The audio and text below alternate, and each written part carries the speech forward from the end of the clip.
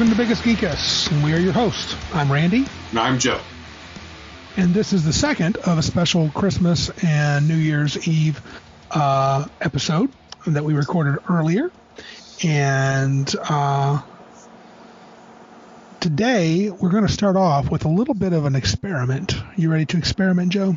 Yes, I am. I just want to remind the folks out there, all you lovely boys and girls, that we are skipping our normal order because we are in the future. Ooh, we don't know what the news is going to be, so we're skipping the news. Correct. No and news. We also don't know precisely what kind of gaming we're going to do.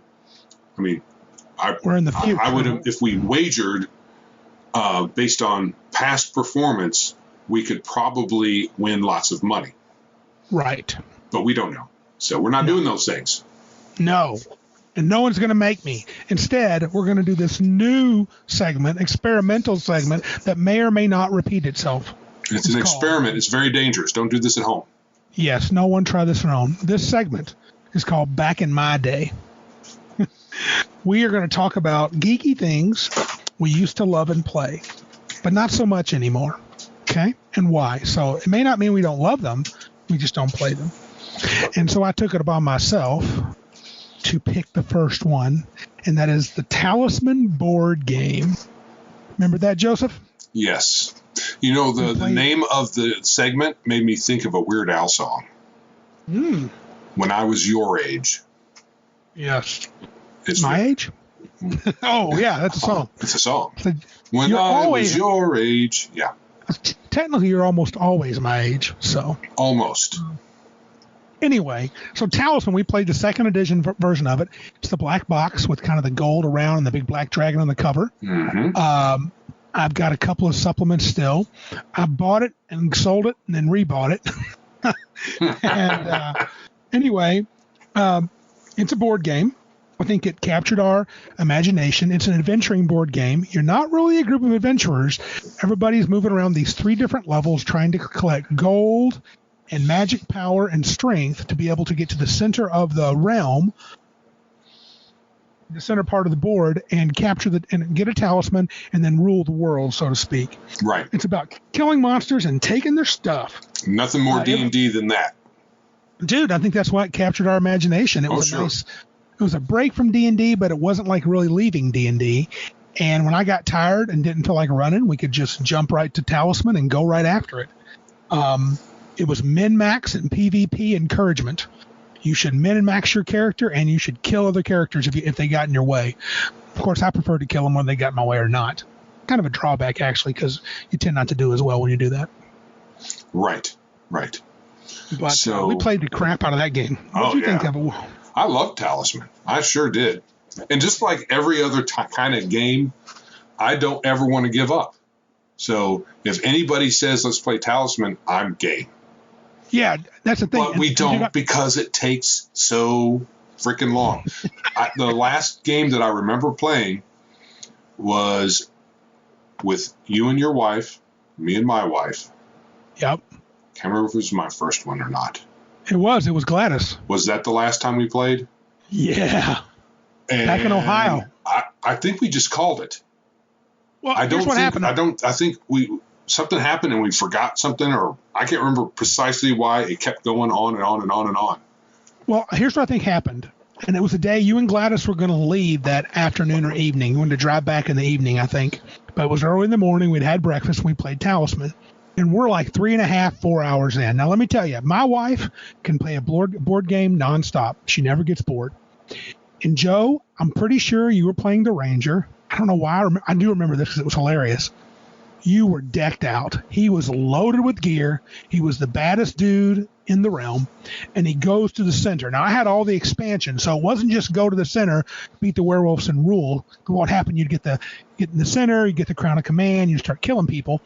And so you'd make attacks until everybody was dead. Now, once you got the crown of command. So Joe fights his way to the center. And that was one of the most loaded characters I'd ever seen. Joe just had piles of crap. I just pictured you as Nodwick. Right. And you get to the center, and I had the alternate endings where you put the black card down with a red question mark. And there was different endings. Like instead of having the Crown of Command, have the Belt of Hercules, and you got to fly around and go beat up characters face to face instead of issuing death commands. There was one card, the Void. The Void. Where and Joe drew the Void. We're like 4 hours in. We're at the point where everybody at the table was like, "Please, Joe." I was like, "Please, just win the game." And he flips it over, and he's like, "No," and he shows it. So that the Void destroys your character. Send your talismans back into the realm. You have to start over with a new character, as long as there's at least excuse me, at least one person on the outer edge of the board. You can start over with a brand new character. And I think we said, no thanks. Tired. Good night. Yeah. I believe that's the last time even Deb and I played the game. I think actually she might have gotten tired of it. We were definitely 4 hours in, if not more. If not more. It might have been 6, but I was just like, God, just win. And then you drew the Void. That's it. That's it. Yeah. So maybe that game should have taught us about rules creep. Having too many expansions, too many different parts of the game. If I buy a board game, if I buy a board game today, I am not inclined to get an expansion for it. I just want to play the base game, because you start adding expansions, it tends to get stupid. Right. And some of them just are stupid long no matter what. Oh, yeah. Is it Arkham Horror, was that long because we had expansions, or was that just the base game? Okay. I never had Arkham Horror, but I played it. Yeah, we played it at your house one time. There was like 12 of us. Oh, yeah, and it was so slow. I don't know what they had, but I couldn't stand it. It took an hour to get around to your second turn. Right. And that's not exaggerating. It was pretty close to an hour. No, it was the forever game. It was worse than this Talisman game. At least we were having fun. We were having fun while we were playing, and then we were just like, okay, we're kind of done. Flip the card. Oh, no, we are done. Yeah, and I think you got a little old hat. You know, you land in a space. You either fight the monster that's there, or encounter the PC, or you encounter the space. And combat was roll of a d6, which is fine. But after a while, flipping cards, facing things, sometimes, you'd be right at the beginning and you'd face a dragon, so you knew you were dead. But you had so many lives, and you had to get the talisman. It was fun, but after a while, it just got a little old. Oh, yeah, definitely. And I still have a version of that. I have the second edition. I have many of the expansions. I keep telling myself I want to pull it out and play, and then when I get ready to, I put it right back into the closet. So. Right. Yeah. You know what's a game like that for me? What's that? Back in the day, we used to play a lot of Munchkin. That was really your thing for a while. Yeah, and I have a lot of Munchkin. I'm looking at it right now. I've got a whole pile of Munchkin stuff that we never play, ever. And in fact, I think everybody at Cabin Con has a permanent protection from Munchkin spell cast. Precast. No one plays. Precast. Right. Permanent. It's permanent. Yeah. Do you want to play it? I would love to play. But okay, so that's different. But I mean, like I said, I'd like to play Talisman. That'd be fun. Oh, okay. But it doesn't seem like anybody else does. So there's no point in bringing it up. Do you think this is our 15th Cabin Con coming up, so as our special event, maybe I should bring Talisman, and we should get 2 or 3 other players and play it. Oh, that'd be cool. And start at midnight. That would be fun. It wouldn't go 4 hours. Not for me. I'd be gone. Yeah. No. Okay. Anytime Randy says let's start at midnight, he's a big fat liar. Yes, he is. Because at midnight he can barely keep his eyes open. Mm-hmm. Old man needs to sleep. Yeah. Now, if I say start at 8 a.m., I'm serious. Yeah, that's a serious thing. I'll play. Yeah. All right. Shall we move into the main topic? Yeah. So what we're going to talk about here is talking about making player characters in Dungeons and Dragons. And we just want to kind of walk through the different editions.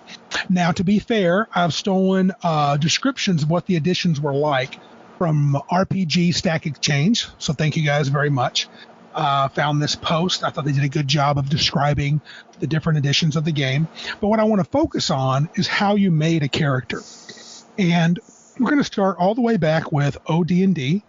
That would be white box, maybe the wood grain box, original Dungeons and Dragons with Gary Gygax and Dave Arneson on it, and then we'll add a little bit with the Greyhawk supplement. So here's what shocked me. I did a little peek in the book. Not that I have it, but I found it somewhere on the internet and looked at it for half a second, didn't download it.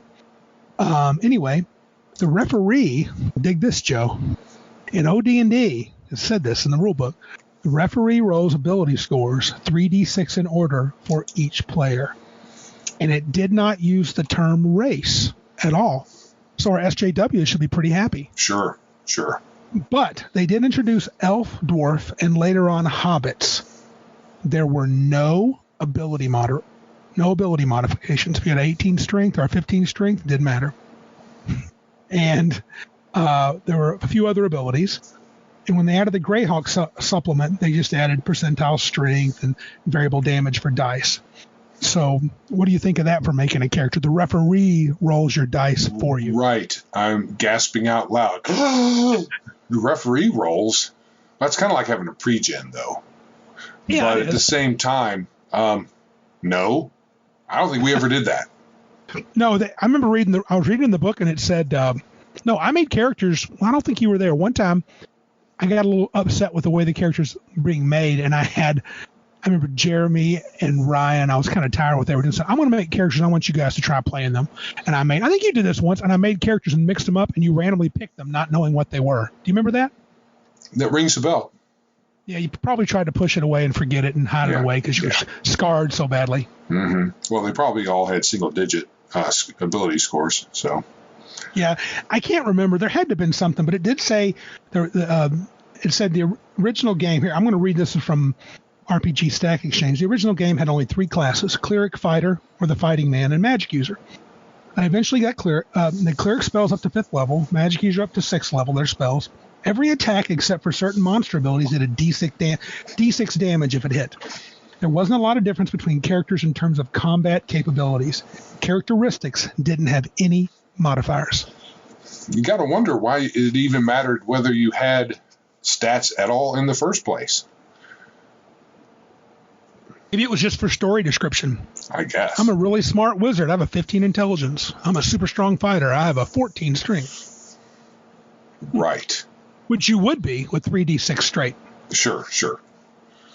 And so the Greyhawk supplement just added percentile strength, variable damage for different weapons and creatures, and the number of spell levels increased.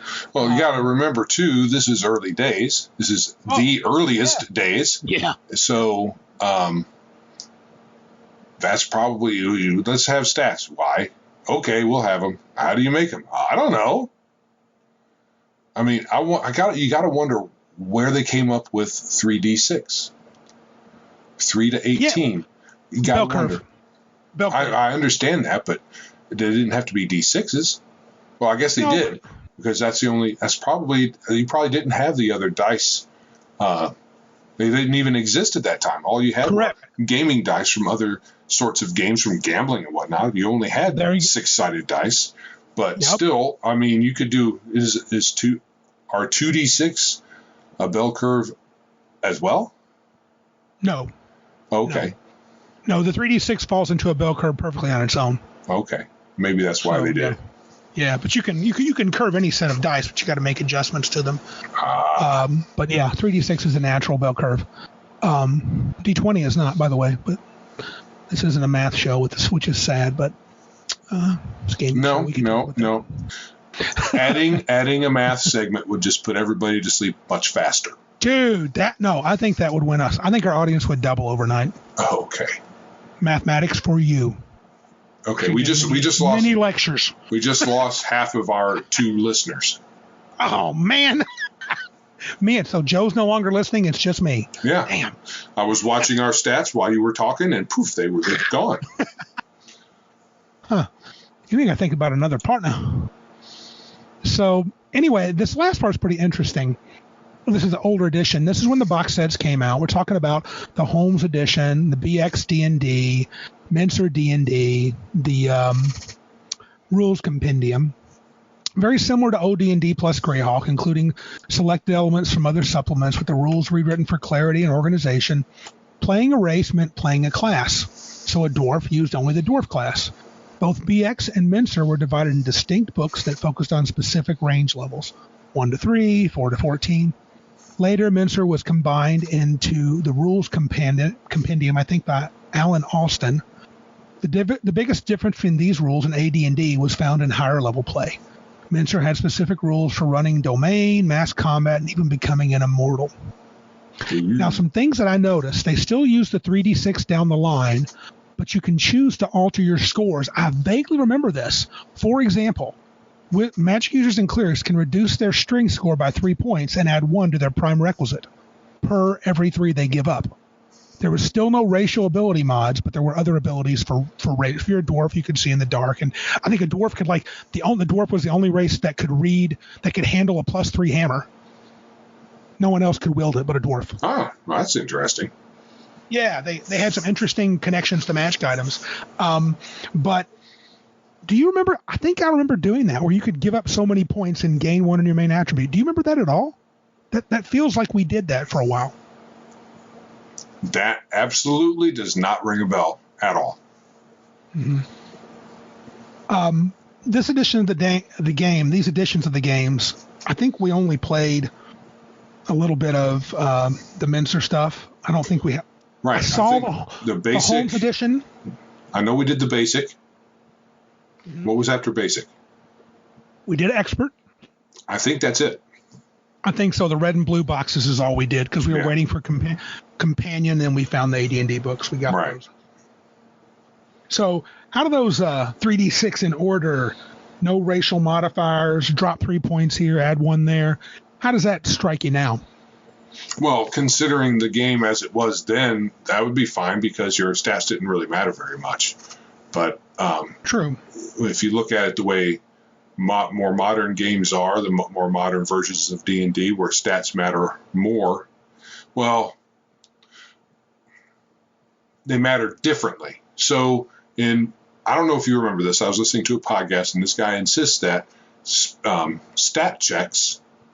It was the Radio Grognard fellow. Oh, yeah. He says that stat checks were roll under the stat. And now I don't remember because I didn't run games under that system. So if that's the case, then that would say why having a high stat matters. That was 2E. That was non-weapon proficiencies. And remember, you had skills and you had to make a string check. It was roll under. That's true. But that's second edition. That's not these earlier editions. Correct. That's further down the line. Yep. Okay. So now that would just tell me again why even have stats. Well, I think there were things like if you had a 15 intelligence, you could cast 6 level spells. Right. 16 intelligence. So for spellcasters, it mattered somewhat, or it mattered, but other classes, it doesn't seem to really make a big difference. I do believe in OD&D and even in Mincer, I think in the Holmes for sure, your ability score affected if you had a certain ability score and your prime requisite, you got more experience points. Yes, that is true. I remember that. 20%, and I think you did have to have a minimum score in your prime requisite to qualify for the class. So strength for fighters and intelligence for magic users, wisdom for clerics, and so on. So, yeah. Yeah, and I can't recall, but I do think... couldn't you have a 9 intelligence wizard back in 1E? You could. You couldn't cast that many spells, but you could. First level was your limited spells, and I was like, why would you bother? Right. Well, you could do... Okay, so I guess you could make up NPC wizards that were low intelligence, and they're low level, and they're never going to advance, so it didn't really matter. So we played a year or two around the Holmes edition, and then we really started cutting our teeth in first edition, right? Yes, we did. We played it through its We played first edition until it went to second. Yeah. Actually, I played first, second, and third edition through their whole cycles. Yep. So first edition, how you make your stats. Lots of ways. 46, drop the lowest, showed up, place it where you want. Roll 3d6 12 times, and arrange as you desire. So you got 12 different numbers, and you place the 6 however you want. I don't remember you letting us do that. Yep. Roll 3d6 6 times for each ability score, and choose your favorite. You didn't let us do that. Nope. 3d6 in order for 12 different characters. So you would do strength, dex, con in order. Actually, it was strength, intelligence, wisdom, dexterity, con, charisma. That was the old order. Yeah, there was an old order. And we did something like that. Make up a bunch of characters and then pick whichever one I think eventually I stuck with 46, drop the lowest. I don't think that was during 1E days. I think that was I think that didn't happen until 2E, but I may not be remembering correctly. Now, later on during the life cycle of first edition came Unearthed Arcana, and then there was that chart. Right. And we used that quite a bit, where if you were a fighter, 9 dice for strength, 8 dice for con, 7 d6s for dex. So you'd roll 9 different dice for your strength, 9d6, pick the top 3. So you tended to get really good characters that way. Right. Really good stats. Yep. That is true. You would choose your race and class. So roll the dice, any one of those methods, then choose your race where you had ability modifiers, and then choose your class. Now, what are your thoughts? Race was not class. There were limitations on race-class combos. Didn't Unearthed Arcana come kind of... that wasn't very early in the cycle, though, was it? No, it was near the end, actually. Yeah, so we only did that I don't remember doing that very much. The whole 9d6 and so forth. I remember liking it, and I remember you not liking it. Well, you were too good. I didn't want you to have good characters. You're like, Unearthed Arcana? Yeah, it gives more powers to the characters. Oh, yeah, we don't like that. I do distinctly remember you being grumpy about that book. Dude, it came out in 85, the year we graduated. Yeah, we didn't do that long at all. No. Yeah. So, what are your thoughts on those systems, then? Would you do any of those now and be comfortable? Yeah, honestly, a lot of them would take a long time to do. 12 times, 6 times for each stat. Choose your favorite. I mean, you might as well just write down 18 on all your stats, really. I think so. Even on Unearthed Arcana now, Unearthed Arcana you wouldn't get 18s. No, because they would go down to 5d6 or 3d6. And you could roll 9d6s and get single digits. It's not likely, but you could. You could. Yep. Honestly, right now where I'm at, depending on so if I was playing third edition, or no, if you said, Joe, we're going to play first edition, which one of these do you? First. If we were going to sit down and play first edition, I probably would go with the Unearthed Arcana chart. Because that would resolve characters a lot faster than some of these other ones. I would too. 4d6 would be the fastest because you're not rolling that many dice. But I probably would go with the Unearthed Arcana chart. What do you think of the old mentality of roll your stats, then pick your class and race? So I wrote that down on purpose. I said, so you roll the stats, choose your race, and then your class. What do you think? Because that's kind of how it was supposed to have been done. Right, because you have to, in the older editions of the game, you had to qualify for your class. I don't know if that was that still part of first edition? I think so. Yeah, you had to qualify. You had to have certain stats to get classes. So you had to do that. So, I mean, that's what I'm used to doing now. I usually roll up, don't roll them anymore because it's all point buy or stat arrays. But for D&D. Right. Sticking and for 13th Age. But yeah, I'm just used to rolling stats up first. I'm going to roll up a character. It means you start with rolling stats. I hope you always have in the back of your head ideas for race and class. They're mulling about while you're doing your dice for your stats. But you're like, dang, I rolled 96 for intelligence. I got 11 intelligence. This dude's not going to be a wizard. Right. Though you have to, because those charts were based on your class. Oh, that's right. Ooh, that's right. They would, because you wouldn't get the dice in that. I wonder if you could just. I'd like to look at them again. I bet it'd be interesting if you just said, okay, here's the dice. Roll up 6 stats. On one stat's going to be 9, one's going to be 8, one's going to be 5, whatever it is, and then say now arrange them. That'd probably be too good though. Yeah, probably. Because you got the best of both worlds on that. Lots of dice and then all the other stuff, right? And kits. Oh, I have kits listed in first edition. That didn't happen. Those kits came in second edition. Yeah, I was wondering about that when I saw that. Yeah. So anyway. Oh yeah, Sonic's rules. So it says you say they suck in here, and kind of yes, mainly because if in first edition if you ended up with Sonics, you became a target for other Sonic using monsters. So correct, the monsters. Yeah. The monsters almost always were better than you, if not always. Dude, and much better. Much better. Oh, dude, I remember the weakest, I could be wrong. I remember thinking the weakest psionic creature was a Sioux monster. That was the monkey beast. That had the hard shell over its back. And anyway, and they had 166 psionic points. And I remember looking at that and going like, because you rolled up a psionic magic user once that had like, I think he had like 135 points. We're like, he's awesome. And then I see that I'm looking for some psionic creature for you to fight. And I'm like, this is the weakest one. And Asmodeus had like 389 psionic points. And that one, as long as, I think there was some, if they had more psionic points, that means they're going to win. When they engage, with their attack modes. I don't know what that particular creature's attack modes were, but when you just compare things, you're going to get the worst thing that can, I guess you could be made into a coma or a robot. Dude, it was so likely to happen. It was not even funny. Yeah, and like the other characters would be fine because all they could do was sonic blast them. Right. They couldn't use mind thrust and insinuation and all those other attacks.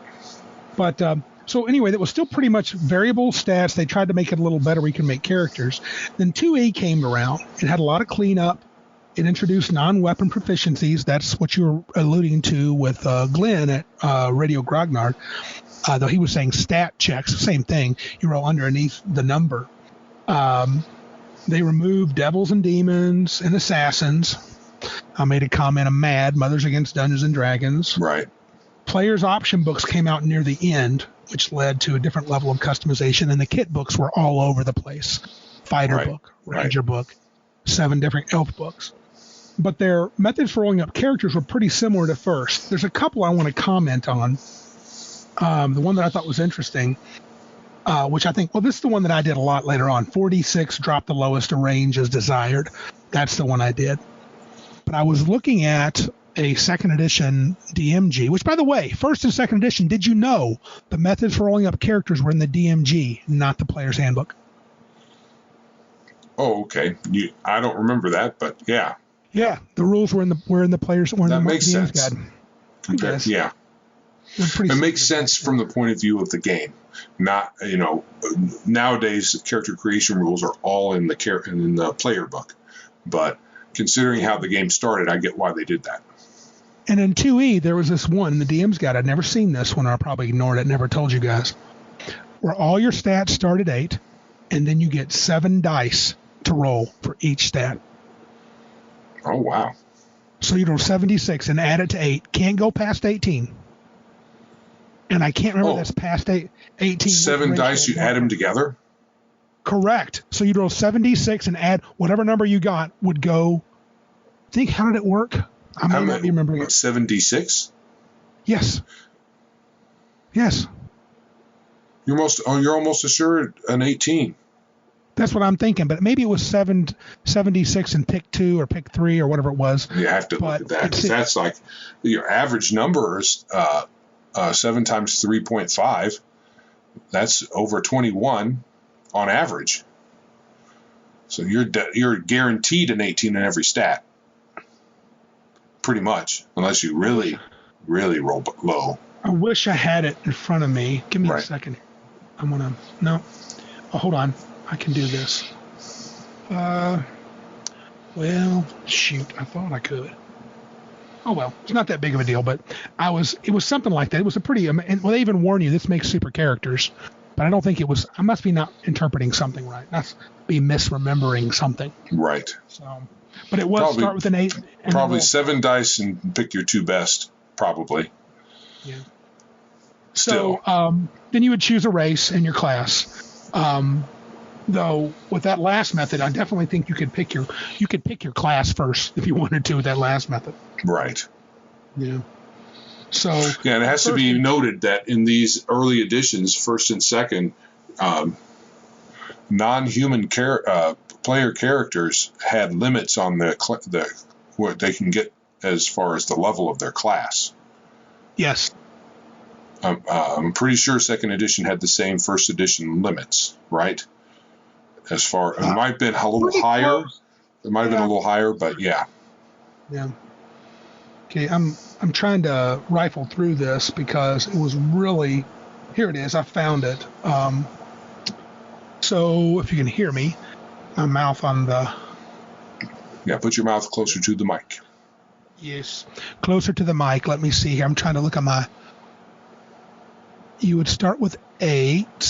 Where does it say this at? Points plus dice. So, shoot.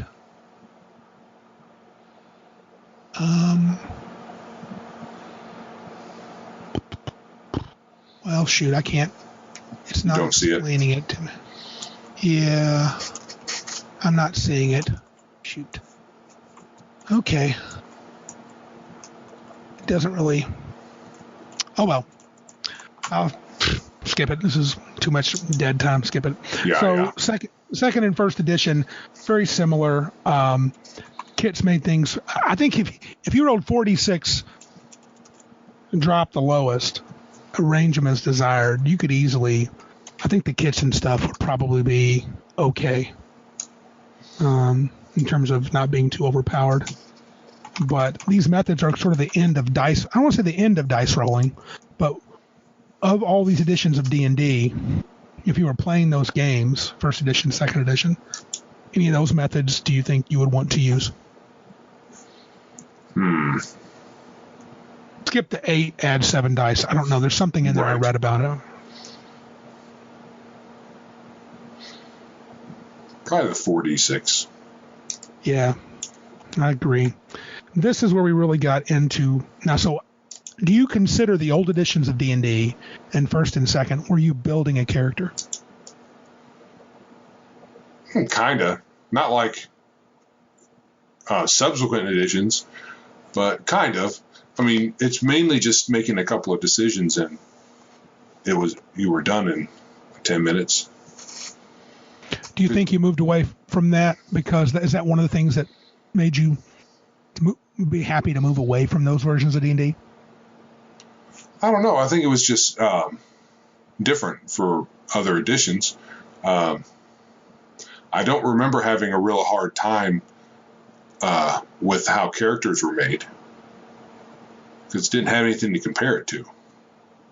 Probably. I think with the I'm not sure if you and I discussed it with the kits and the players options books. I think we did. We eventually talked about it became more of a serious discussion about, man, you can make characters that are too powerful or that are really have too much. It's not a fair way to. There was a lot of kits that I thought were much better than others. Right. There were some kits that you just didn't do anything. It was like flavor. I mean, you can just role play all that stuff. And then other kits, I know there's a couple that you didn't like. I can't remember off the top of my head what they were. Blade Singer. Okay. Yeah, because you got a lot out of it, but it wasn't a trade-off, really. No, you had to be an elf, okay, and then you got to attack with your sword normally and cast a spell normally every round. Right. That was unbelievable. Now, to do that was second edition? Yes. Okay. So was it in second edition where they introduced the idea. So in old D&D, before first and second edition, you just played an elf. Correct. And elves were kind of hybrid fighter magic user type. Right. In first and second edition, I think it was in first and second, was the idea of multi-classing. Correct. So an elf, it was only open to the non-humans. They could take 2 classes or 3. They had to split their experience between the 2. And so that's one reason why you'd want to be a blade singer, is because you're a multi-class fighter magic user, so that you can do your thing, both of your things that you don't do that well at the same time. That probably made it much better, because you could cast a spell, defensive spell, say, or I don't know if they had too many spells in second edition or first edition that made you, well, not really, made you better at fighting, not particularly. I tell you, I would really like to go back and see if that was just my thoughts back then. That's part of the reason I wouldn't mind playing first and second in the old D&D rules compendium again, just to see if I would still like it, or if I would have the same thoughts of a blade singer. Maybe the blade singer is not as bad as I thought, especially if you couldn't qualify for the class until much later. But it seems like it was like you could have a blade singer kit right out the gate. Yeah, I'm not sure what the details are on that. I know that I think in second edition, if you had, or it may have been in first edition as well, if your stats determined to some degree for the non-humans how high a level you could get in your various classes. I think you're right. It sounds familiar. It's been so long I can't remember for sure, but yeah, if you had high stats, but if you didn't, you're limited. Although I remember under certain circumstances, elves could get. I remember seeing unlimited. If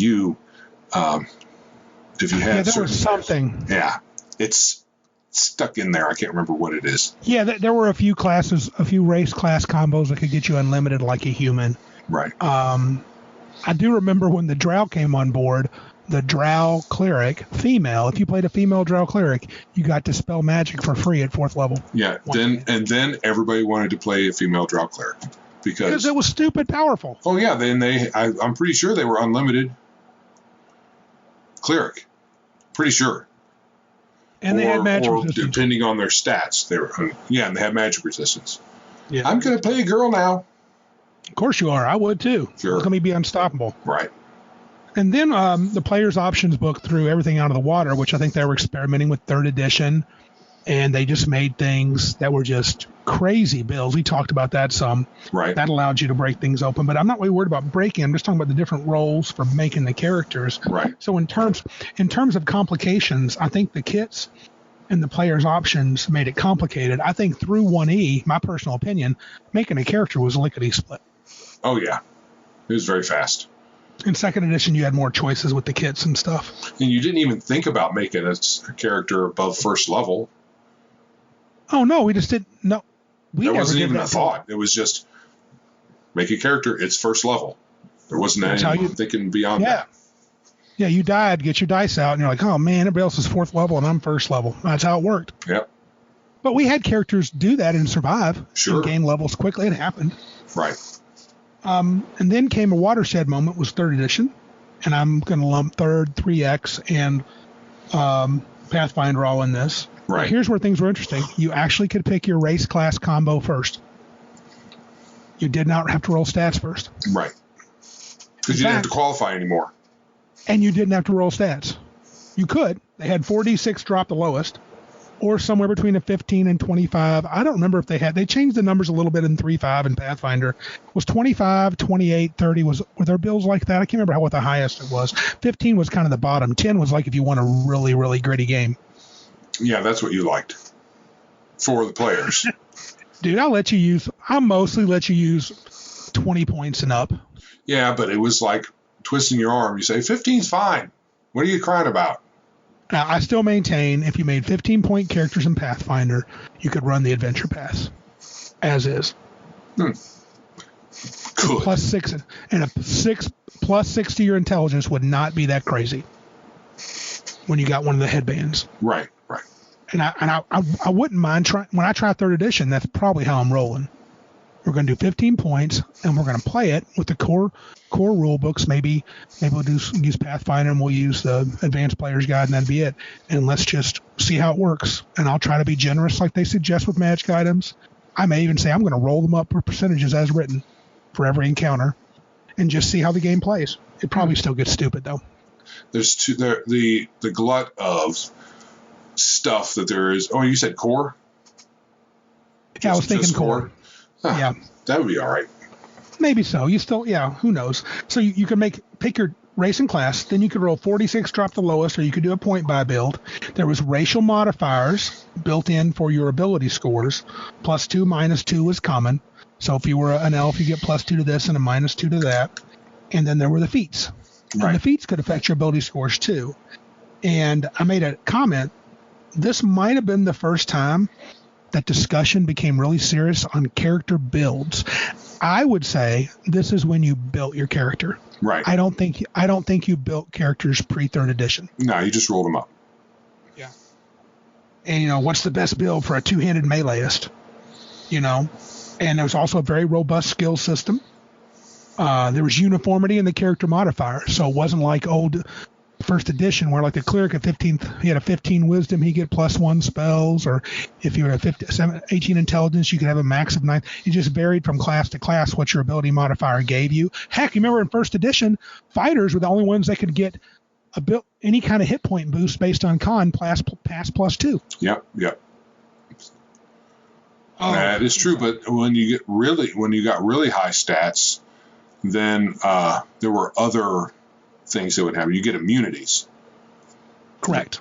When you got over 18, they had to be done via DM gift or some other stuff because there wasn't any expectation of stats increasing in early editions of the game. Not so in 3rd edition. Every 2 points +1. Every 2 points +1. Yeah. Yep. And of course, the game got a little crazy with the builds. I think the building game, my opinion is a build game invites brokenness. It doesn't mean it has to, but it's kind of an open invitation. You get characters like Pun Pun and Hulking Hurler, which I still maintain are interpretations of rules that aren't correct. Correct. Yeah, I'm with you on that. Yeah.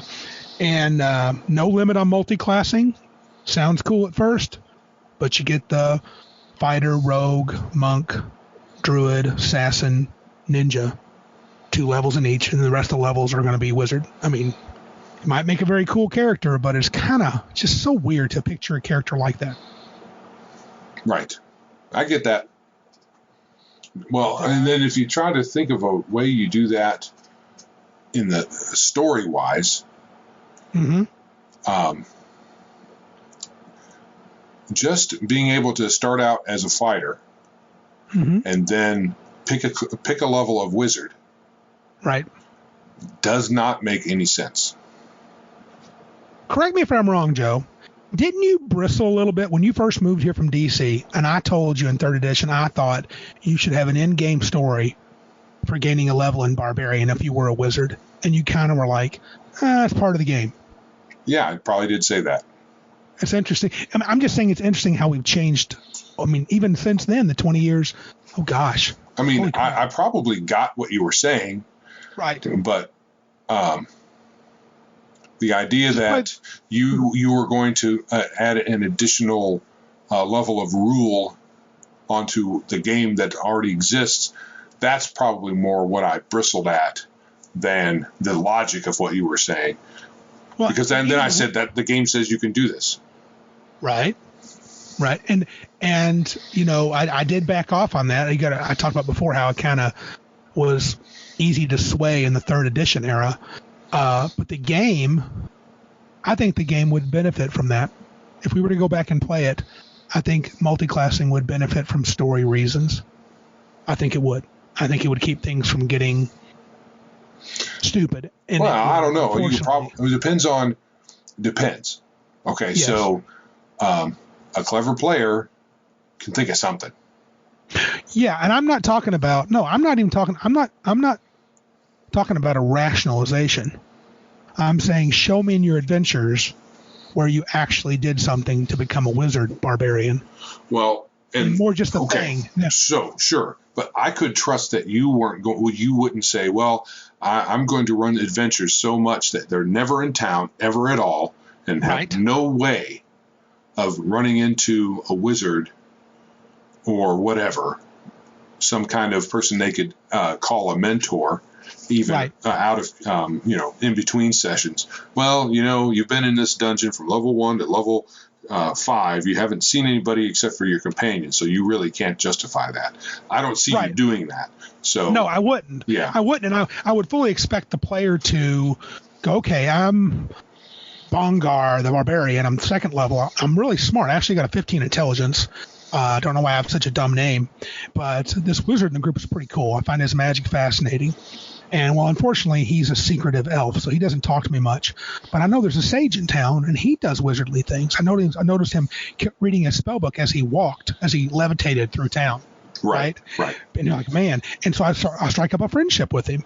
And he's like, yeah, I could use these components. Why don't you and your companions get it for me? And come back and goes, how did you do that? He begins explaining things to me. So I'm third level. I'm fourth level. And I don't want you to get too much. So the thing would be, I'd want a player to be comfortable having to work for it a little bit story-wise. Yeah. So we're on the same level with that. Yeah. So it would just, I would easily be able to do that with certain combinations. It would get the problem with that.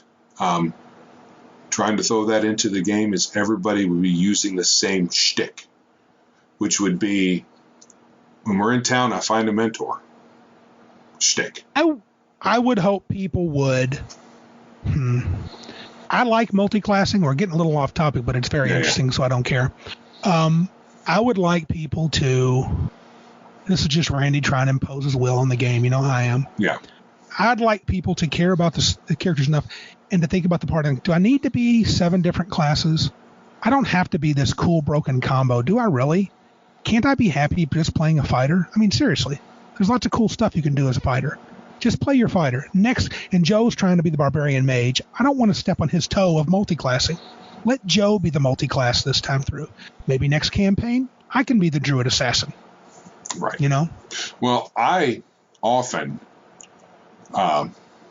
if there are a lot of people in our group of friends that like to play wizards, and if there's multiple of us in a particular setting, I will often just play a fighter type instead, or a bard, depending on what system it is. And I will do that just so that I'm not stepping on anybody's toes, and I'll be the first one to do that.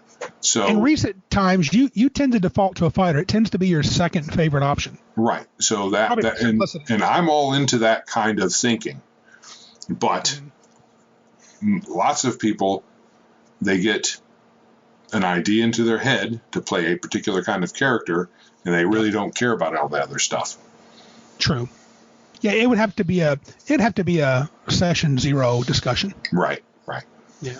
So at this point, when this comes around, build your character. This is the true building phase. Right. I imagine you were like, hooray, initially. This is cool. Yeah, me too. It was cool. Yeah. It was, well, to be honest, we were happy to have a new edition of the game, because at the time, we weren't sure. I mean, once we knew that it was coming, we were like, yay, it's happening.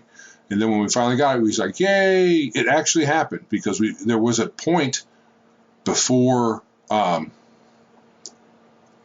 3rd edition was announced that it was going to happen. Bought TSR. Yeah, even before that, we were all like, oh, I wonder what's going to happen here, because it was, I mean, we didn't have the internet really, so we didn't really know. There wasn't any instant sharing of knowledge, so it was really difficult to figure out what was going on with the thing. I don't know the exact time. I think it was in the late 90s. I remember going to game stores, and having trouble finding new D&D product at all. And one of the game store owners basically told me the issue. He said, I'm selling White Wolf stuff a lot more. And he goes, TSR is having all sorts of issues trying to get their stuff out. I mean, I hadn't got a Dragon magazine for 3 months, and I was like, what is going on? Because, I had a subscription for probably 6-7 years. Maybe 10. Right. Actually, probably 12, 15 now that I think about it. I had a buttload of them. Yeah, and when I say we didn't have internet, it's not that it didn't exist. It was dial-up. Yeah. With the old wonky modems that made the weird sounds. And it wasn't like you can just go to your computer and open up your browser and Google it. We couldn't do that. And nobody was doing this. No. Nobody was podcasting. No. But 3rd edition was a big change in character build. It was true build game. Yeah. Not just make a few choices and here's your template. And then, near the end, the choices got insane as 3.5 got unwieldy, as Pathfinder got unwieldy. And the build game started to require, even during our time in Cabin Con, people would use the computer tools. Right. PFSRD online, because holy crap, I don't want to rifle through all these books myself to find these one feat, this one ability, this one class level. And some of us did, but for me, I was like, I'm not doing that. Right. And I think I probably should have had the same attitude. I mean, I like technology. I like doing things on the computer. So there was that, but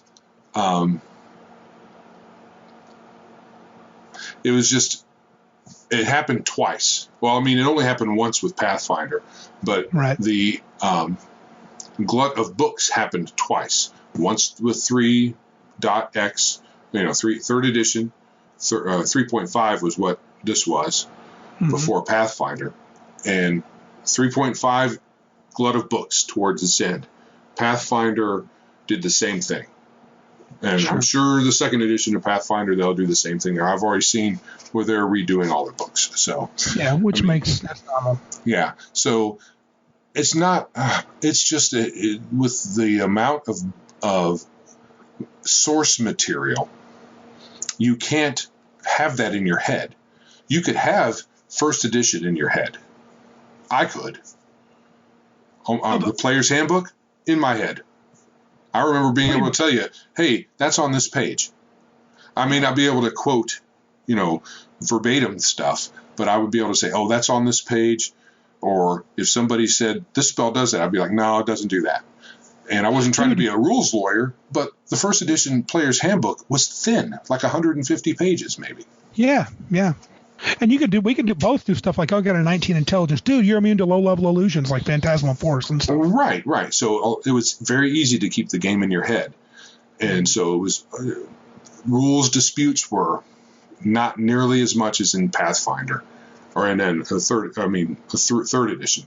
3rd edition rules disputes happen as a matter of course all the time because there were so many. Yeah, no kidding. Then came 4th edition, right? Yes, that one's a blur because I never really played it. Right. So anyway, but even forgetting that, it's interesting. You could still choose.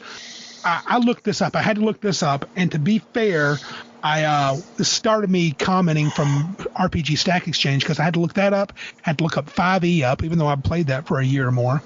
I don't know these as well, but I'm going to still make some comments. In 4E, you would choose your race, then your class, then your background alignment, then you would do either a standard array, custom point build, or random roll. And they encourage, I think, the standard array. And then you would pick feats and powers, and your powers would be 1 at will, 1 encounter, 1 daily.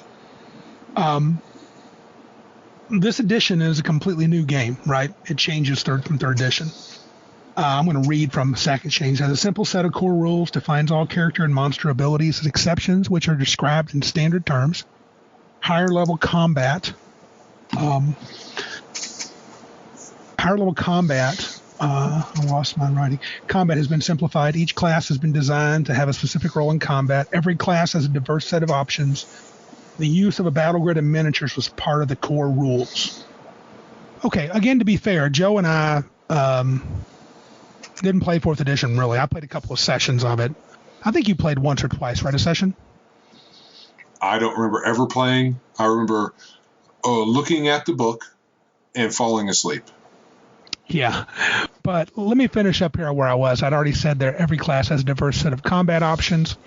Use of a battle grid and miniatures as part of the core. I would argue 3rd edition was almost required, though I did play a game without minis once, and it was okay. Classes and monsters generally have high fantasy flavor. There are multiple ways to heal, centered around healing surge mechanic. Combat takes noticeably longer than any prior edition, except perhaps for high-level 3rd edition. While not present at the game's launch, they did create an online computer tool, which was a character builder that a lot of people I know that played liked it. Wizards of the Coast originally intended to create a virtual tabletop as well, but that never happened. Now, yeah, a lot of their digital stuff never happened. True. At that time, in that era, they made a lot of promises that never happened. They did in 3rd too, to be fair. Yeah, in 3rd too. Made some promises. Yeah. Anyway, so thinking about the character build, because our favoriteness, we didn't play much, but I did look at it. I told you would choose your race first, and then your class. So that was like 3rd edition. But then you would do your points after you did background alignment, which is fine. And it seemed like they pushed the standard array on you.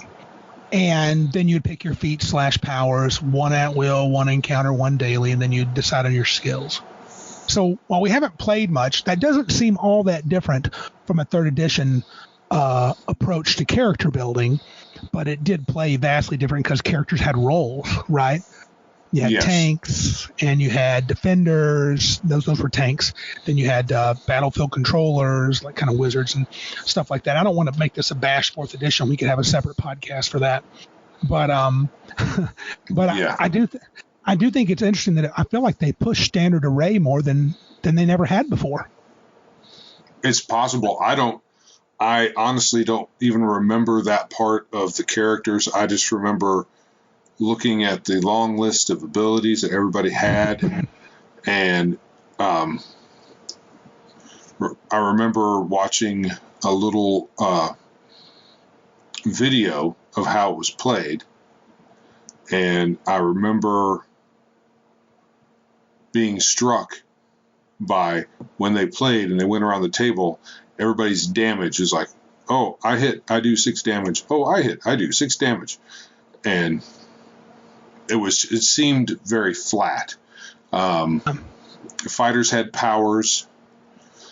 They didn't really have, I know it was implied in the use of their powers that they swung their sword, and I know I complained that all fighters do is swing their swords.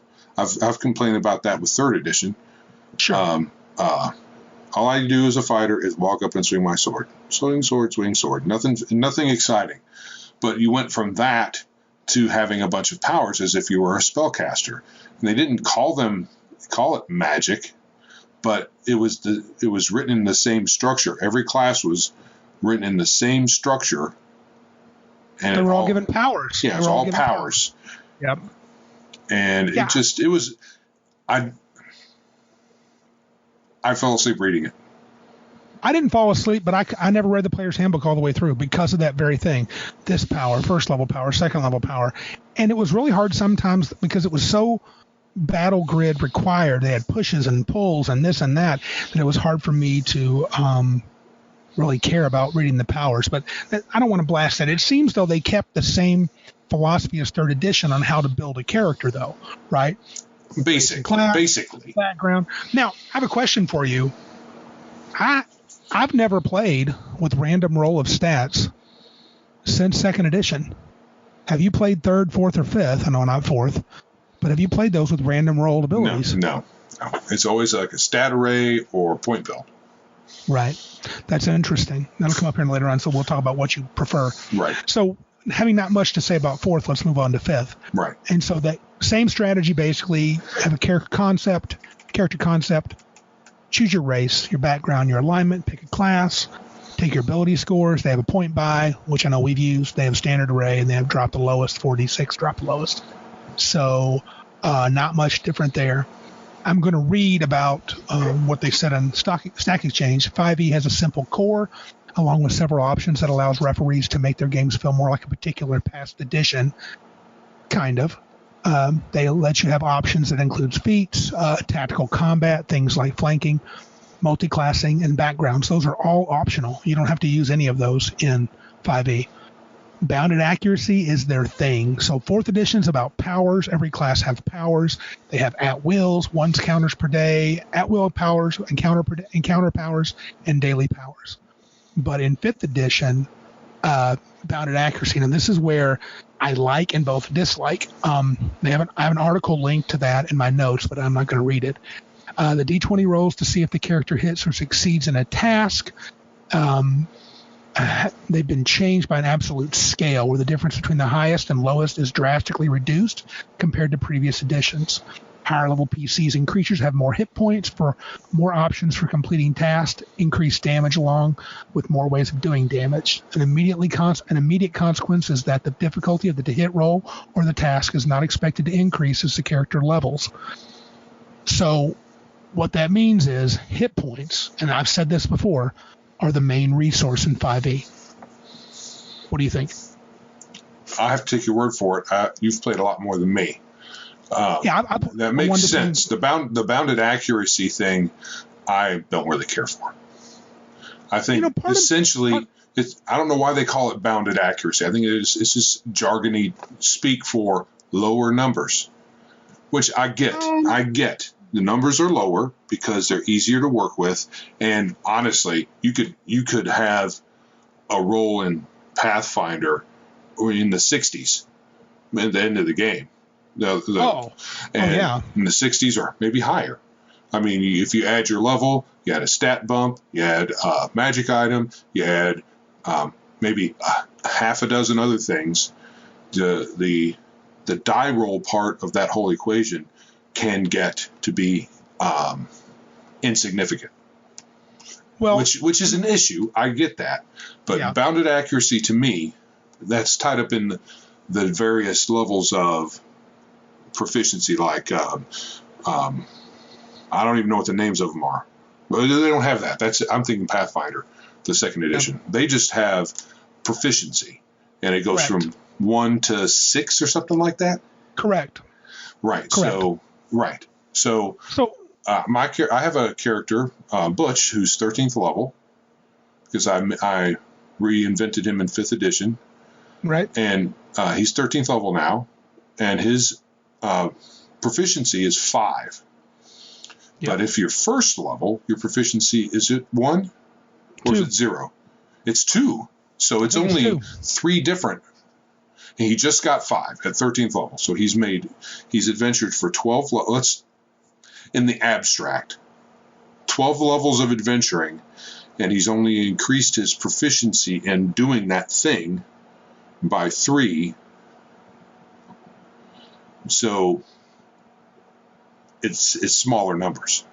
Yeah, and I get why they do that, because things are out of hand. Mathematically, do you understand the bounded part? Because bounded means you have certain levels of difficulty, one on the low and one on the high, say 20 to 30 or even 10 to 30, and they just don't get higher than that.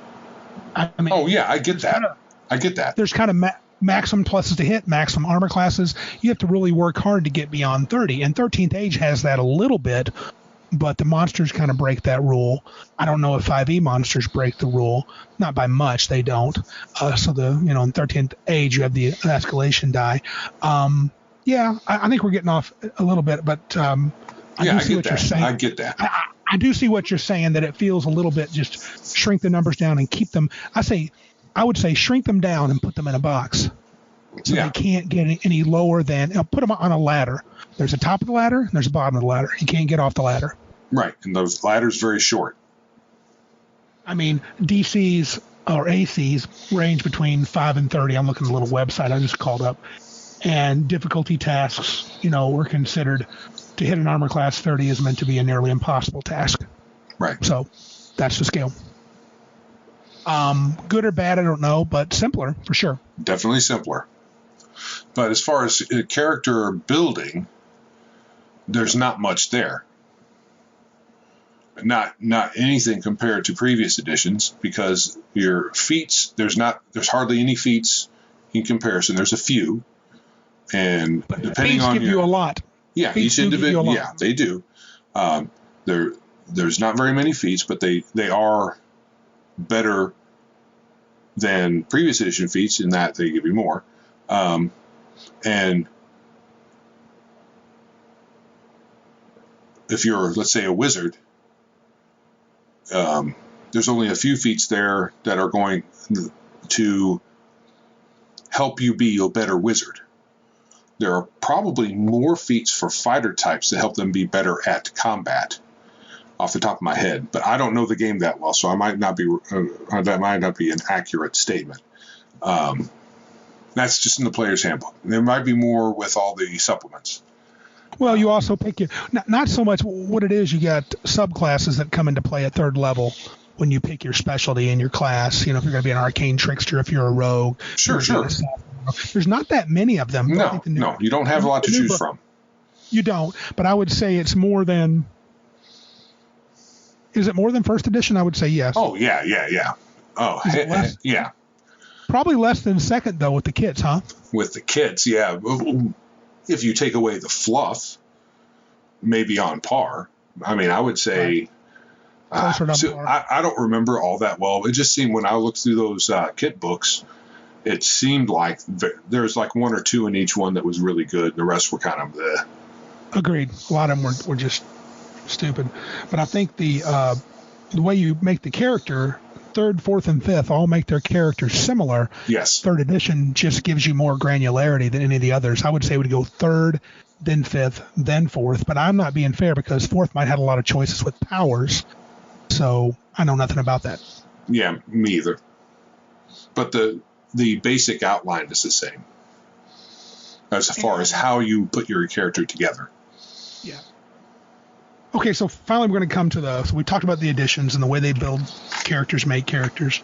And I know you and I have talked about our preferences for D&D a little bit. And mine, I listened to the 2 different episodes where we said it, and I said 2 different things. They were the same 2 or 3 versions. Like I like second edition, fifth edition, and probably third, somewhere in there. So here's my question. So which edition of D&D is your preference for making D&D characters? And why? Does that make sense? Oh, yeah, it makes sense. I'm just... and consider everything. Probably third. Okay. Early third. Right. Okay. I know I did get into using the electronic things because of the large amount of information, but I do like having options. Early editions, especially being a wizard, early editions of the game, you didn't really have options except your classes. So, and you didn't have any real options within the class that you picked. Correct. And even as a wizard, I think that the kit books really didn't do much for them. But the specialist wizards did, and specialist clerics. I know there were specialist clerics. I don't remember specialists. I mean, if you're talking about the schools, yeah, those were all. I always thought that they were dumb. Do you think they were dumb in third or dumb in second? I've never liked school specialization. How come? Something about it rubbed me the wrong way. Was it just you didn't like losing a school of magic like you would before? Well, that's part of it. The idea, calling them schools, the idea of, I don't know, it kind of evokes the idea of going to university and getting a degree. And your degree is in transmutation. I'm a transmuter.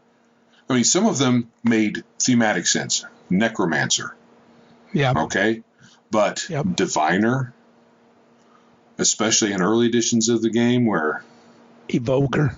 Evoker, transmuter, conjurer. Conjurer makes sense. That has a thematic feel that it resonates. But most of the rest of them, not really. Not really. I mean, if you know the speak, evoker means something. If you know the game speak about the blow up guy, I blow crap up. Abjurer, yeah, I know. Yeah, Abjurer, that's dumb. It just sounds dumb. But third edition, of all the editions of D&D, third would be your favorite for making characters. Right. And that's 3.x, Pathfinder, whatever. Right. Okay, for me, it's not third edition. I would actually prefer probably second edition or first edition, and followed closely by fifth. If I'm in the mood for building a little bit, fifth is all I want to build. If I'm not in the mood and I just want to play, let me pick the class. Let's go. Right. So it's a style more than the actual game itself. Right. 5e has plenty of choices for me. I don't want anymore. Right. For me as a player. Right. Yeah, I get that. Everybody has a different style. I as far as having options, I like third edition. I used to really like point buy, but it's kind of soured, I think, on me because it creates kind of samey characters. Yeah, and it's supposed to not do that. I don't see how you can get around it. Because, especially with the stat array, everybody's going to have those stats. So if everybody's going to have those stats, how can you not have samey characters, especially within the same class? So where are you going to put your 16 if you're a wizard in your intelligence? Every wizard is going to have at least a 16 intelligence, if not higher, 20 probably, especially third edition. That's why I like 13th Age. I think it's D&D done right with this. If you're going to use a stat array, if you're going to do a point build, 13th Age has those like 20, 30 different stats. You said there's some online. There's one additional there. So you have the ones that are in the book, and then they have one on the website. Yeah, so 13th Age, they give you like 20, 30 sets of stat arrays. You pick which one you want, which is really the best way to go, because in third edition, I mean, I remember you and Phil and a few of the other guys like to min-max, like to make your best characters. I don't want to say that. I'm not saying that pejoratively. Not pejoratively, right. You guys would just be like, dude, why are you not putting your wizard? You got to put your 16 in your intelligence. You have to.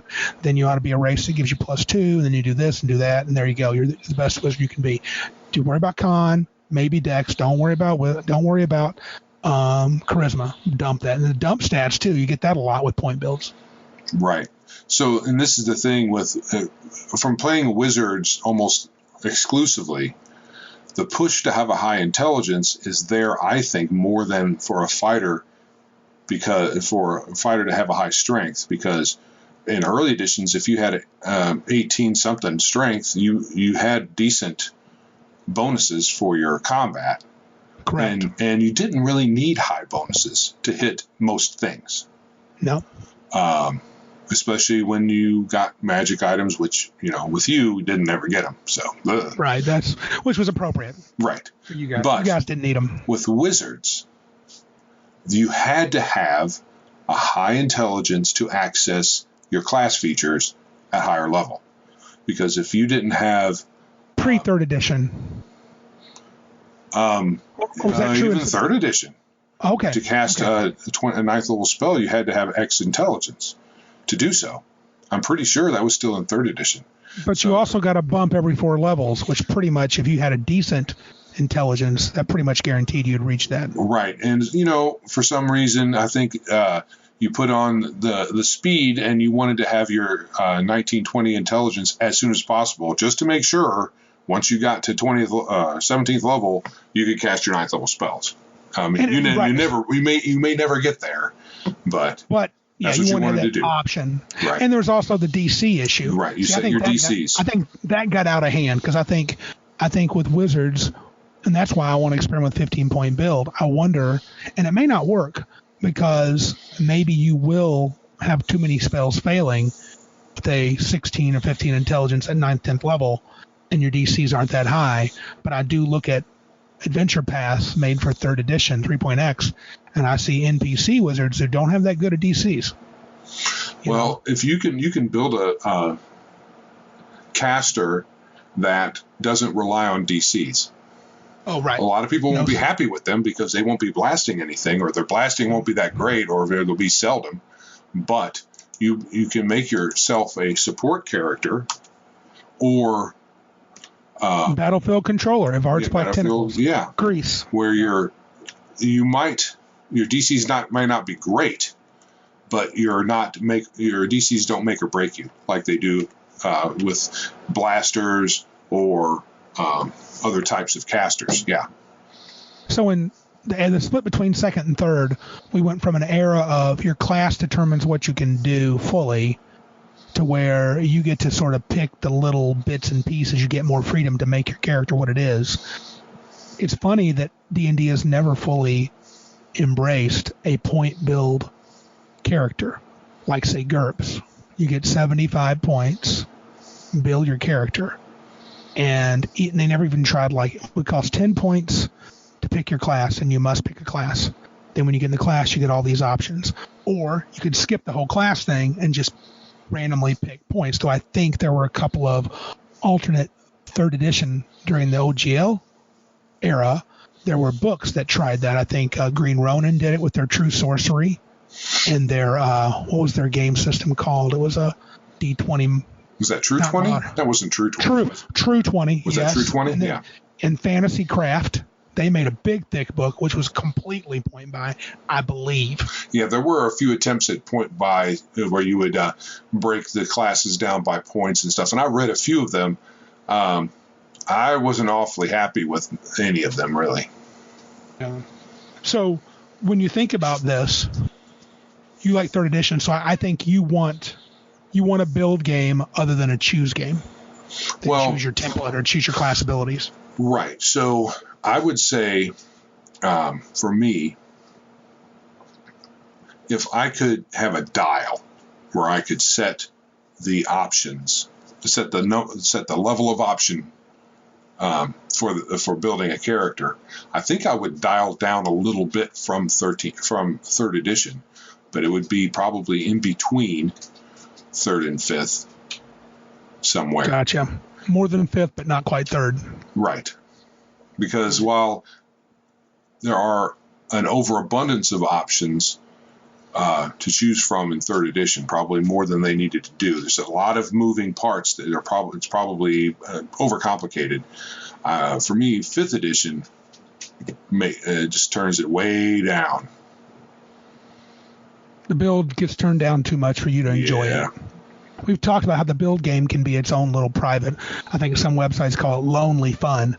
You can play the game yourself in Pathfinder for sure, and in third edition, you could sit and build a character, and you could tinker with it and turn this knob and turn this dial, and you can mess around with your character, for hours if you wanted to.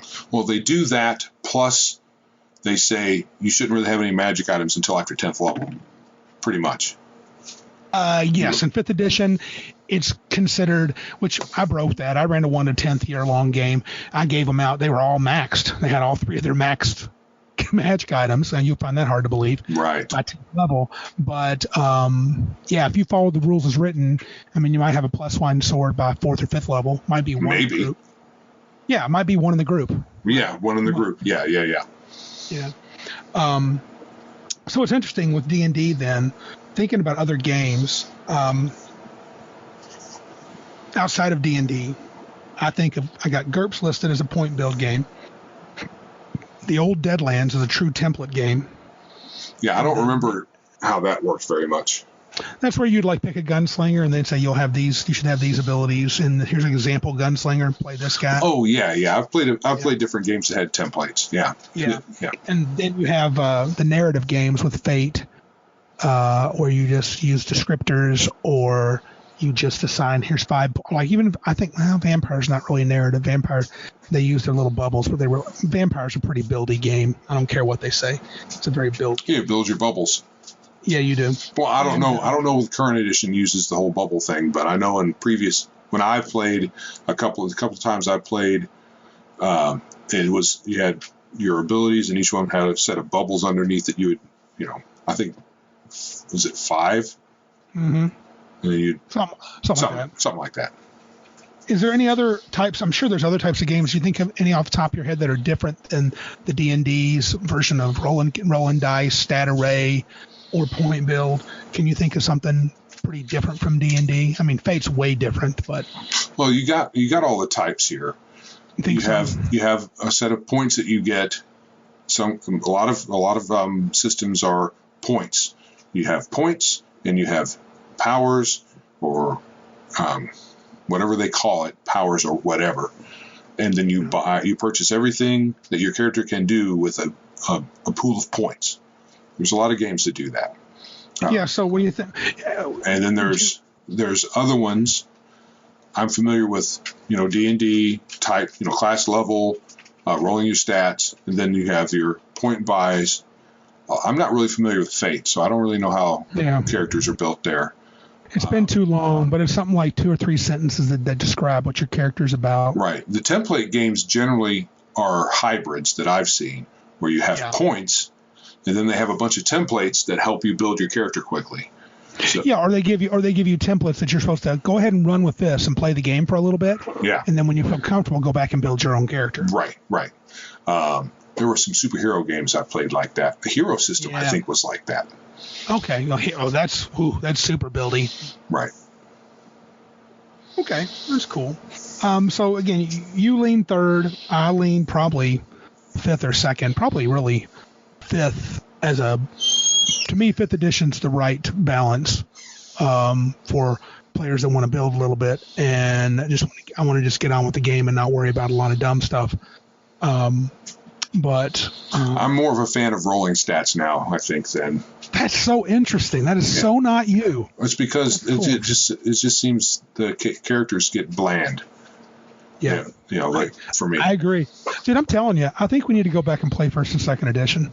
We're going to try some Hackmaster. I've been promising this, I've been promising D&D we had a podcast, D&D through the ages. I'd promised to play that at Cabin Con. Let me make a note here. I'm going to run Aliens. I'm going to run that Supers with Josh, I think, next year. Mm-hmm. And I think I'm going to go old school. I got to run something old school.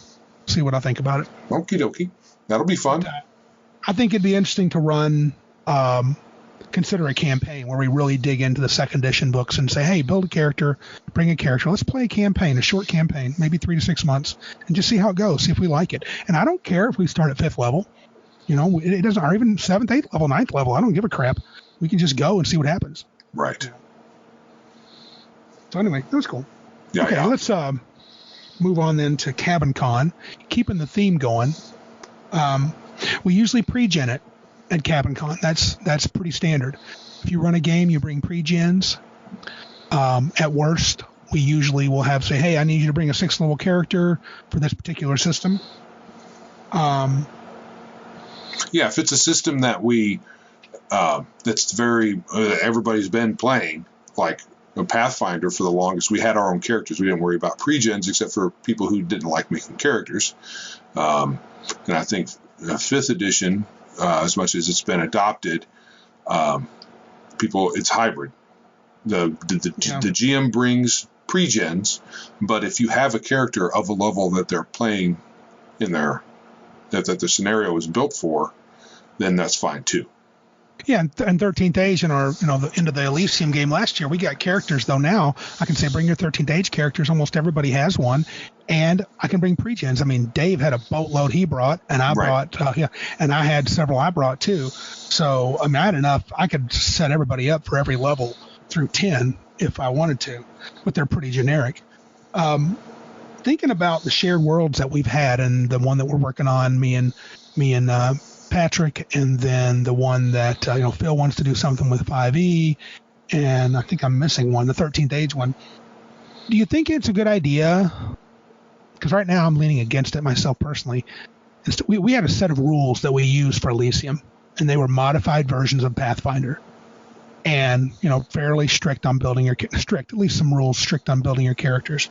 Do you think in a shared world, especially like at Cabin Con, do you think it's a good idea to have those generation, here's how we make characters for this world, versus just use the book, I'll see you in May?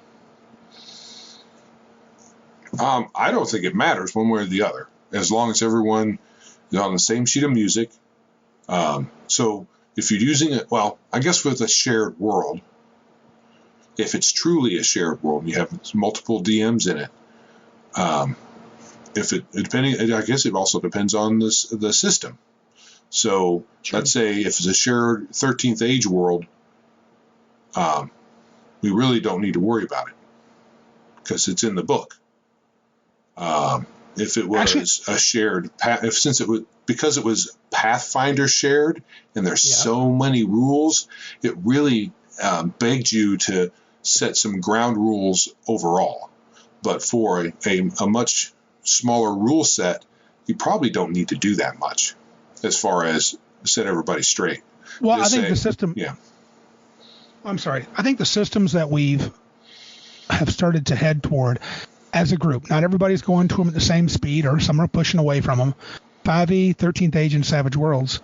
I don't think they offer too many options that are too OP that we have to worry about it. Someone bringing in something that'll blow the game to pieces. Not really.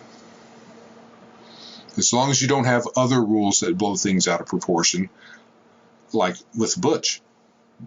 Whenever we switched from our Pathfinder characters from the Pathfinder system to 5th edition, the rules that were laid down for how you convert allowed Butch to be kind of OP for his level, kind of very OP, I think. Oh yeah, in 5e, Butch is stupid.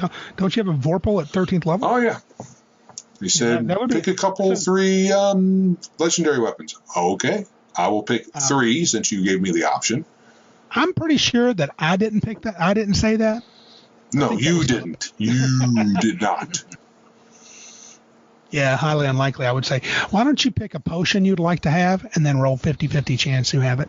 Right, so it was John ran something, said bring Butch, bring your characters, do this, and then I was like, okay. And then, like, this is Butch as he is. Is that okay with everybody? Dude, John, I love that dude. He just throws caution to the wind. He doesn't give two craps about that. That's cool. But to me, I think the 5th edition magic item rules are, I guess it works within the system the way they have everything built. But it just seems really funky that you could play a very long campaign and not see 1 or 2 magic items. It's you don't need them, though. 5e is truly the version of D&D where I think you can safely say in 4e, I think you could play the game from level 1 to 20 and never see a magic item in your party will be fine. But is it D&D anymore? Good question. That's a fair question, but you could do it. 13 days the same way. Yeah. You could do it. I think it takes away from me in my nostalgia of the game. Part of the game is kicking in the door, fighting the monster, beating them up, taking their stuff, and part of their stuff is usually magic items. But now, and then, this is a little off topic, but in addition to not having the magic items, a lot of games, 13th Age has this problem too. Gold doesn't mean anything. Correct. What do you do with your gold? Nothing to buy. Everything's kind of abstracted. So your gear's a bit abstracted. The upkeep's a bit abstracted. So all of that, you don't have to worry about money. Which for a while, I get kind of. It's kind of another thing you have to worry about, but I don't know. It takes away. It takes away a little. Well, think about even 1st and 2nd edition in old school, or 2nd edition for sure. You, as a character, if you're a fighter, you just wanted to save enough money to be able to buy full plate armor. Right. Once you got full plate armor, money didn't mean much. Though you could shoot we talked more. I think we just don't talk about things like building castles, like investing in things. Right. And the game used to end a lot earlier in terms of in old D&D, you were a lord at 9th level in 1st edition. Yep. And so you're expected to have a keep and run things. And, part of me yearns for that type. I think with Savage Worlds, that has to happen too. I'm going to keep the money way down. I'm changing to a silver standard. That sounds like nothing, but in my mind, it feels more tight. And I think in this world, it's going to feel like if you can get your own keep, if you guys have your own keep in New Valencia, you're going to feel like you've made it. Right. That would be fun. You are. Yeah, that would be fun. Let's talk about our gaming world that's coming up then. So, character generation. How are we going to do this? Oh, boy. That is a big question. Well, you and I, we're a little bit off here, right? If we're thinking D&D-ish, you like the 3rd edition with a little bit slack. But, you're willing to lean toward 5th edition. Yeah. I'm definitely willing to go with 5th edition. So surely we can meet in the middle. I mean, I feel like I can go with your idea. Probably. Let's do my plus. idea. I'm all for doing my idea.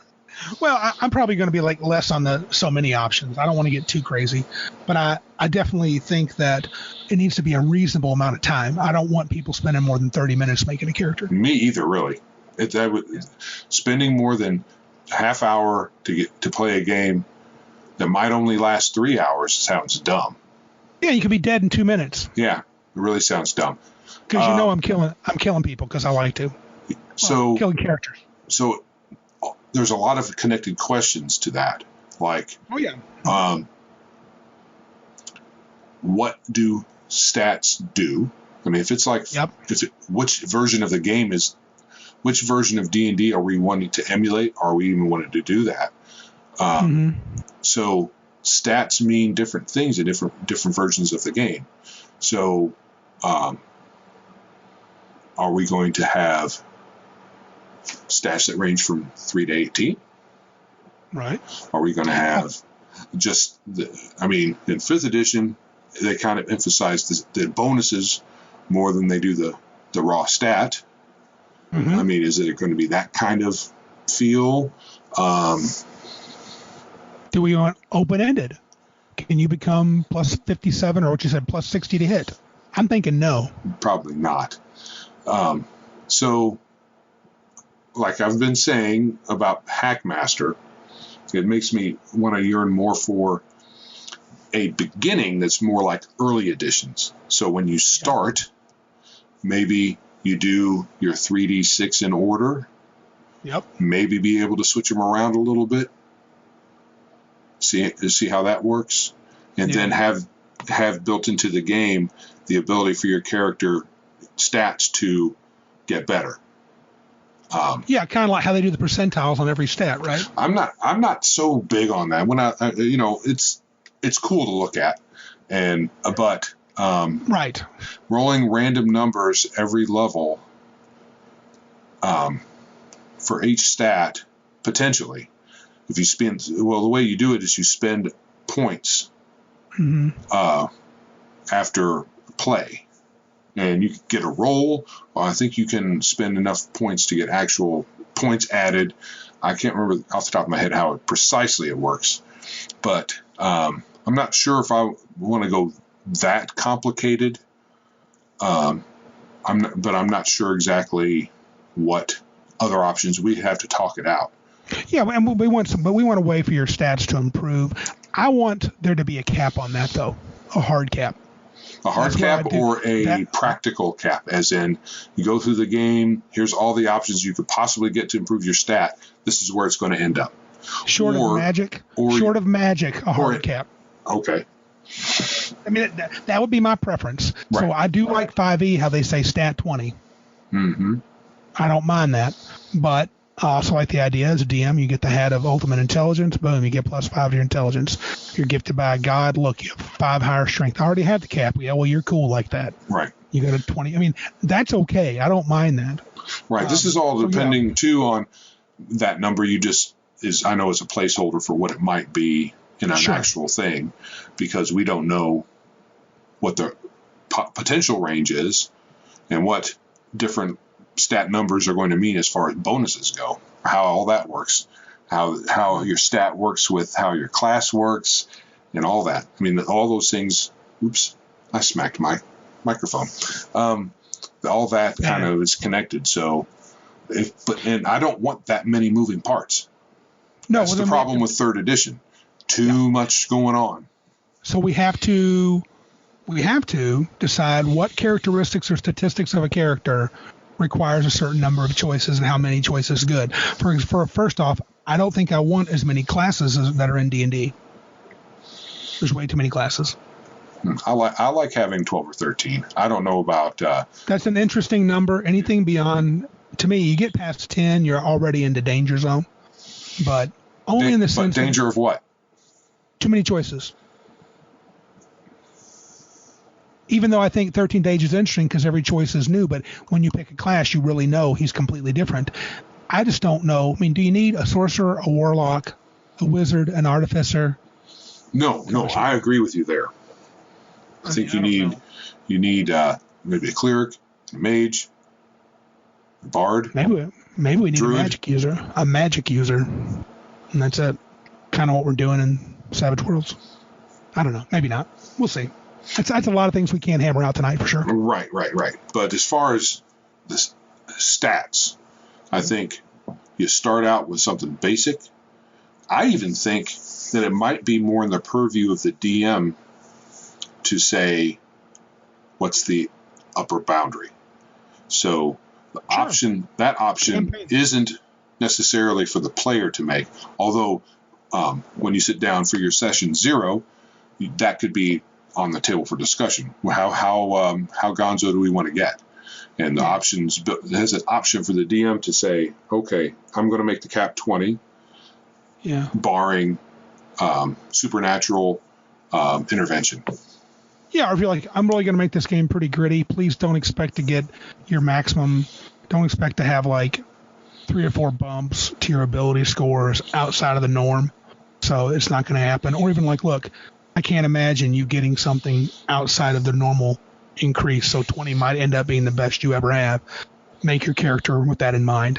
Right. So I think that instead of with 3rd edition where it was like every 4th level you get a stat bump, instead of that, you make it stat bumping part of what you might be able to do on level increasing.